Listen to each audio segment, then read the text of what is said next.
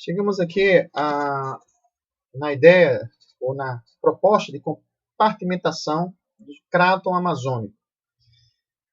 Só revisando o que nós entendemos por cráton, cráton ou plataformas, são sinônimos, correspondem àqueles terrenos que são mais antigos e são arrasados por muitas fases de erosão. E são estruturas litológicas, são formadas a partir da dinâmica do interior da Terra. E no Brasil nós temos aqui a proposta de classificação do cráton amazônico ou da plataforma amazônica.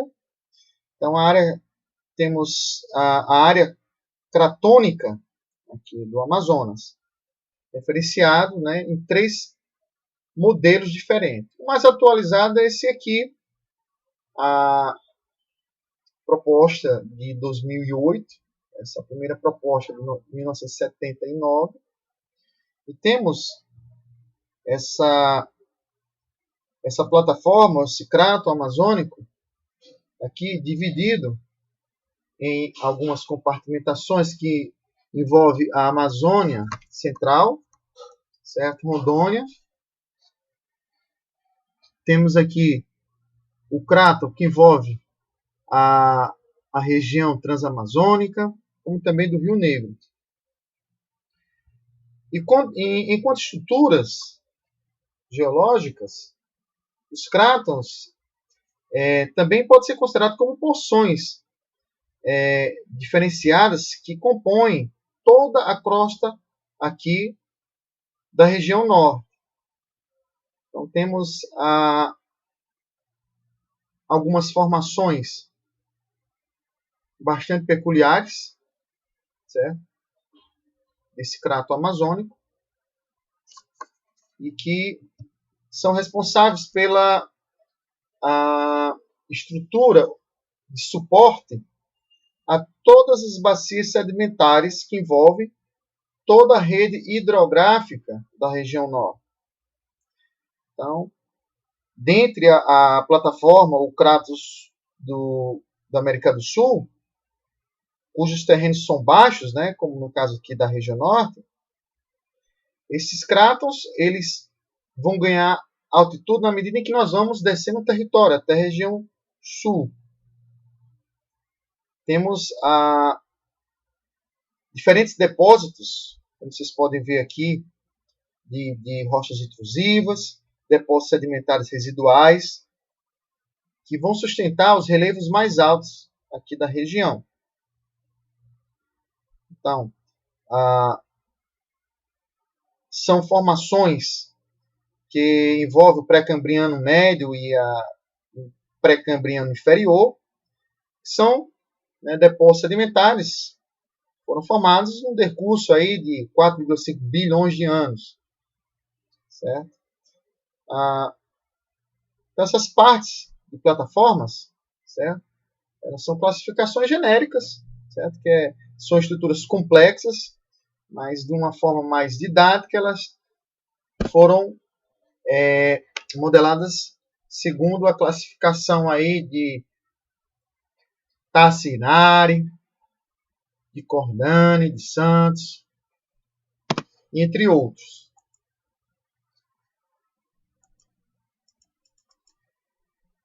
Vamos voltar aqui. A geologia das áreas de risco do Amazonas. Como nós falamos em toda essa perspectiva, né, de estrutura geológica, de bacias sedimentares, de deposição de camadas ao longo dos rios, nós temos, resumidamente, uma área de grande e intensa erosão, e que os movimentos de massa, devido a toda essa rede, né, composta pela bacia hidrográfica da região norte, especificamente do Amazonas, faz com que seja uma região de situação topográfica, né, de risco, em função, né, de toda essa dinâmica de transporte de sedimentos tanto dos rios principais quanto dos rios intermediários e dos igarapés, que forma toda uma rede de drenagem nessa bacia sedimentar. Então, considerando a delimitação das áreas de risco nesse ambiente de intenso transporte e sedimentação,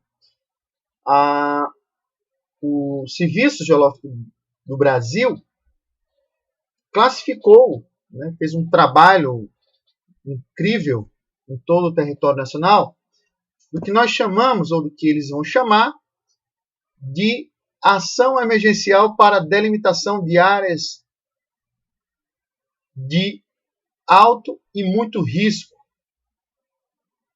envolvendo fenômenos como enchentes e movimentos de massa. Então, o que são, né, esse projeto ou essas classificações? Como é que foram feitas as análises para a classificação dessas áreas de risco? Então, a princípio, no local foram observadas as condições das construções, considerando o processo de expansão urbana ao longo dos rios e das cidades, certo? Situação topográfica, declividade do terreno, escoamento das águas pluviais e das águas servidas. Além do que? Dos processos desestabilizadores dos terrenos a quais essas construções são construídas, elas são levantadas, e a suscetibilidade ou possibilidade de inundação desses terrenos. Então, considerando todas essas variáveis, nós temos aí uma delimitação de áreas de risco através de enchentes e movimentos de massa. Eu volto aqui a esse gráfico que vai nos mostrar aqui e revisar a caracterização, né, de movimentos de massa segundo a perspectiva da força gravitacional, que é uma das forças que atua, né, no movimento de objetos, né, na superfície terrestre. Então, temos a relação entre a força gravitacional, nós chamamos a força gravitacional perpendicular, a força gravitacional tangencial, perpendicular, tangencial, e a força gravitacional. Então, considerando que quando a força perpendicular ela for maior que a força gravitacional, veremos movimentos de massa ocorrer, certo? Com mais frequência. Nós teremos a força, dependendo, né, do peso dessa massa deslocada pela força tangencial ou pela força perpendicular, quanto mais pesado for esse objeto, mais rápido ele será deslocado, tanto pela força perpendicular ou tangencial. Então, observa-se quando essa força gravitacional e a força tangencial assumem ou apresentam forças iguais, o movimento dessa massa é zero. Ou seja, em outras palavras, quando você constrói uma casa em um ambiente plano, sem nenhum declive, menores vão ser as chances, né, desse terreno, dessa casa, né, sofrer movimentos de massa. Certo? Mesma coisa, né, nós vamos observar nas áreas mais planas, como, por exemplo, Brasília, no Planalto Central, onde temos, né, uma estrutura geológica de planícies ou de planaltos, diferentemente, por exemplo, de áreas de altitude, como favelas, onde você constrói casas e morros, e os declives, considerando a força gravitacional perpendicular, quando ela atinge uma força tangencial maior do que a força G, esse movimento, né, seja uma casa, seja um prédio, seja um galpão, ele vai sofrer com os movimentos de massas recorrentes.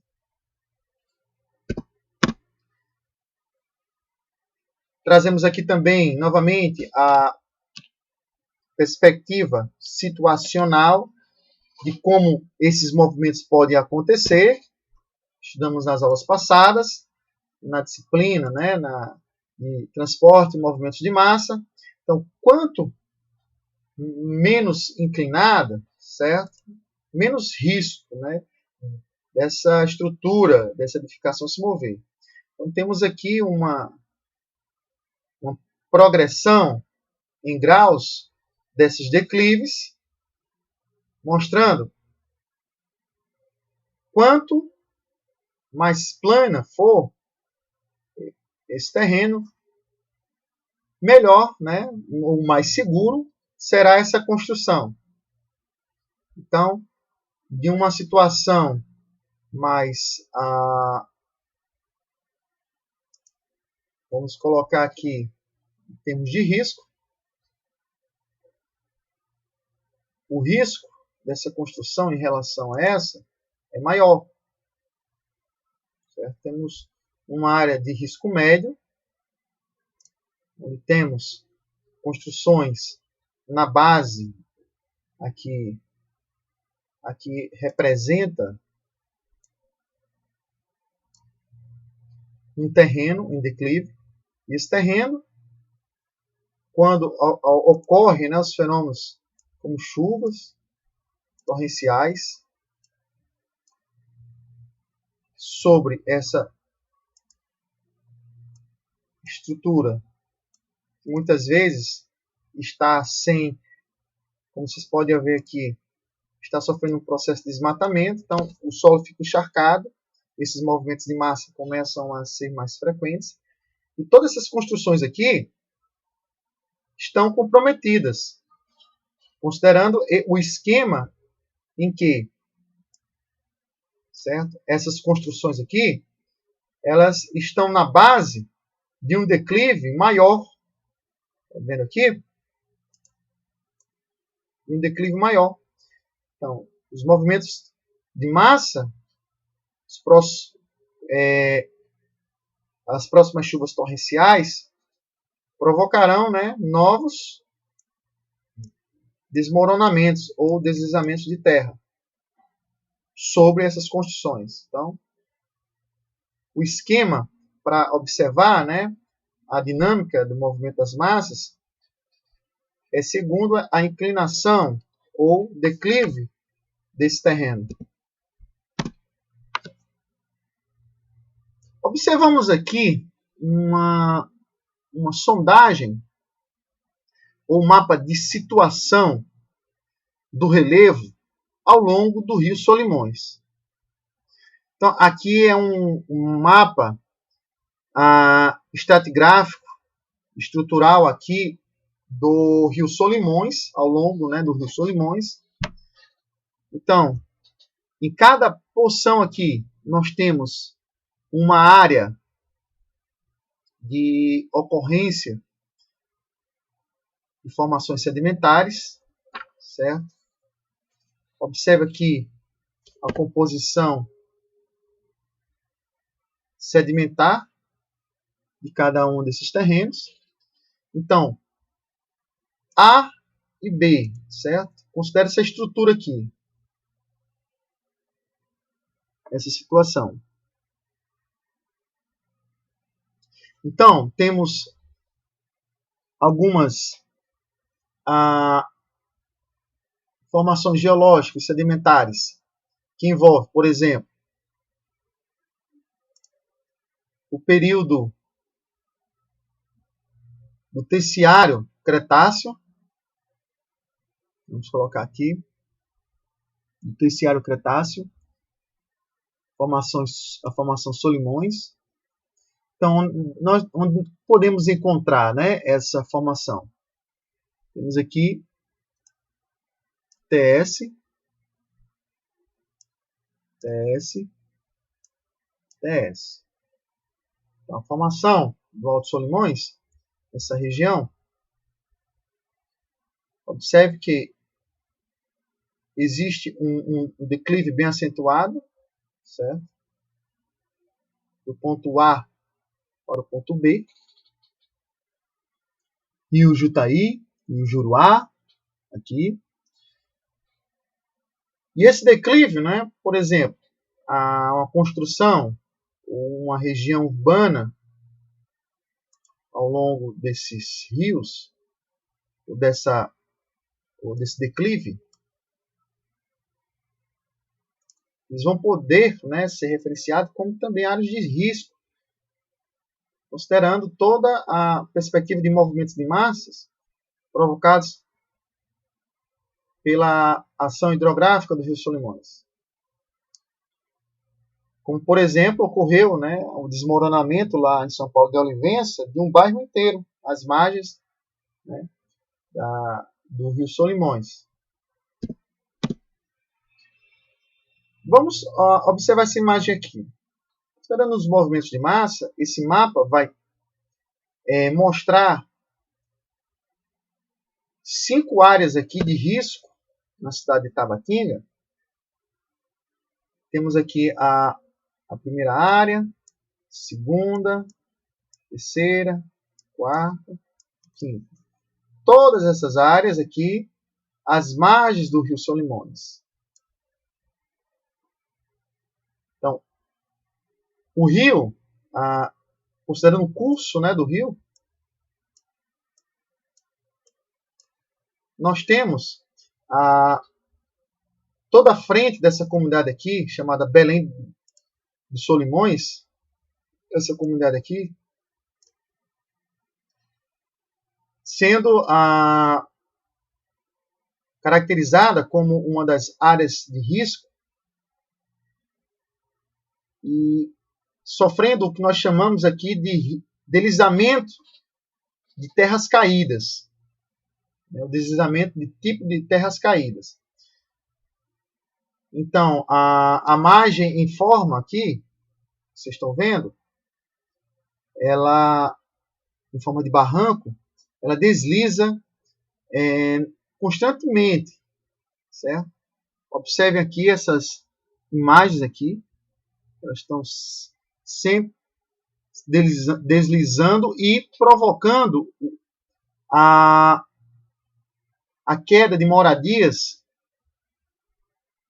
ao longo, né, de toda essa margem aqui da cidade. Então, as causas desse fenômeno de terras caídas são basicamente por razões naturais, que envolve a intensa dinâmica fluvial dos rios da Amazônia. Então, a velocidade da água, e dos rios, ela vai movimentar uma carga gigantesca de sedimentos. E esses sedimentos carregados, eles vão causar uma espécie de atrito aqui e erosão nessas margens. No momento em que o rio está mais cheio, certo? Essa dinâmica, ela se intensifica. Ela vai se intensificar. Então, essas margens aqui, elas vão sendo erodidas pelo transporte desses sedimentos. E durante a vazão e a lenta, né, variação vertical do rio, esses barrancos também eles são erodidos e ocasionando, né, a desagregação das margens e, por consequente, provocando esses deslizamentos. Então, dentro do grau de classificação, né, nós temos aqui Temos aqui essas imagens. Temos essa outra imagem aqui de Ipixuna também. É um fenômeno bastante recorrente nas cidades ao longo do Alto Solimões. Esse aqui é outra imagem aqui de área de risco na cidade de Ipixuna. Só dentro desse perímetro aqui existe 72 casas ou 72 imóveis, né, em áreas de risco. Esse outro aqui é em Coari. Observamos também áreas de risco. Nessa área aqui nós temos um total aqui de 36 casas que estão nessa área delimitada, né, como área de risco. Temos aqui o sentido do fluxo da água. Vocês podem ver o sentido do fluxo da água. E aqui existe, né, uma corredeira, né, quando nós temos aqui as chuvas intensas. Os planos municipais são planos para reduzir essas áreas de risco. Envolve desde o reconhecimento geológico desses processos, desde o reconhecimento como um mapeamento dessas áreas, estimativas de custos, né, para desenvolvimento de obras urbanas que alterem, né, a localização dessas casas, como áreas habitacionais mais afastadas das margens dos rios, estabelecimento de escala de prioridades, considerando, né, o financiamento público para retirada dessas casas às margens do Rio Solimões, o levantamento de fontes e recursos para executar obras, né, de readequação dessas comunidades. Temos aqui alguns parâmetros, certo, para mapeamento dessas áreas de risco, que envolve desde o cadastramento, zoneamento e a setorização final. Então, são feitas alguns estudos de campo, a princípio, né, para compreender e caracterizar o estudo dessas áreas de risco.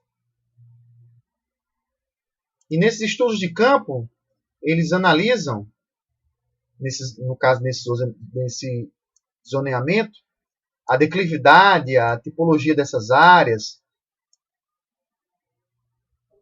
a composição, né, ou a posição dessas áreas ocupadas em relação à costa, à encosta do rio, quantidade da ocupação, no que diz respeito ao quantitativo de residências que estão nessas áreas delimitadas, também fazendo uma caracterização dos materiais o que são construídas essas habitações, seja de madeira, misto ou alvenaria, e que, por fim, é feito o que nós chamamos de setorização final,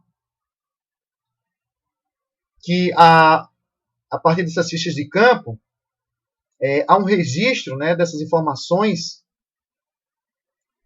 e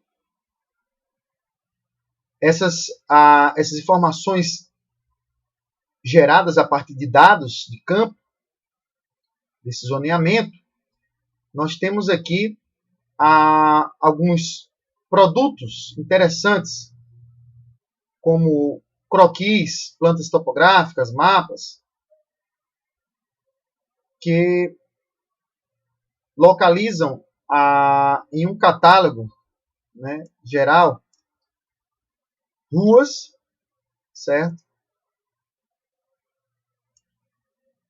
As áreas também são caracterizadas ou setorizadas pelo uso de fotos aéreas, chamada aerofotogrametria, imagens de satélites, muitas delas utilizadas pelo Google Earth,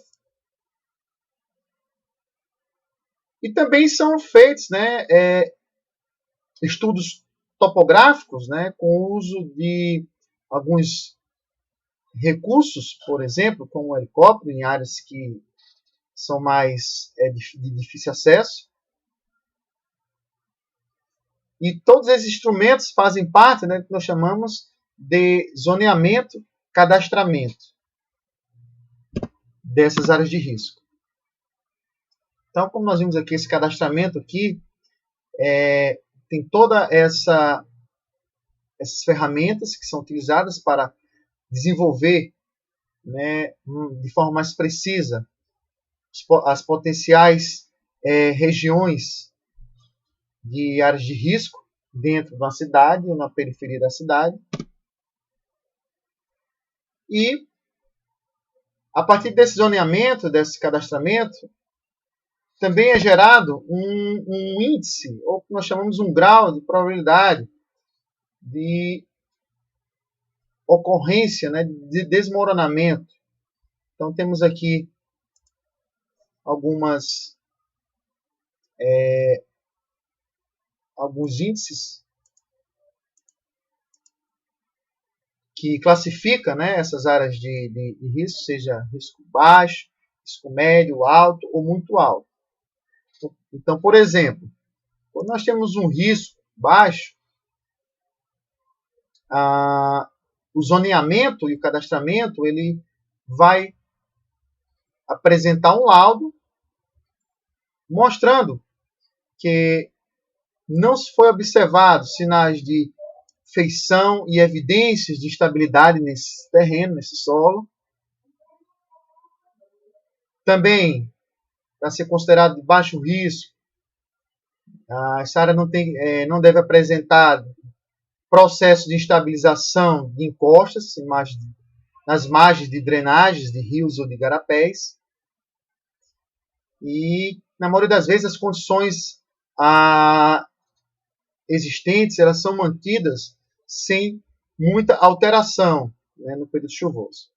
No caso da área R4, né, a classificação de área de muito risco, temos aqui uma dinâmica bastante intensa dos condicionantes geológicos e geotécnicos para a classificação dessas áreas de risco. Por exemplo, são observados sinais e feições de instabilidade, por exemplo, abatimento em taludes, trincas em moradias, muros ou em muros de contenção. Quando é observado os movimentos de massas, encostas, evidências como postes inclinados, cicatrizes de escorregamento são registrados, certo? Temos também a caracterização do R4, quando se observa a instabilidade, o avanço, por exemplo, de margens sendo erodidas mediante o processo hidrodinâmico do curso do rio.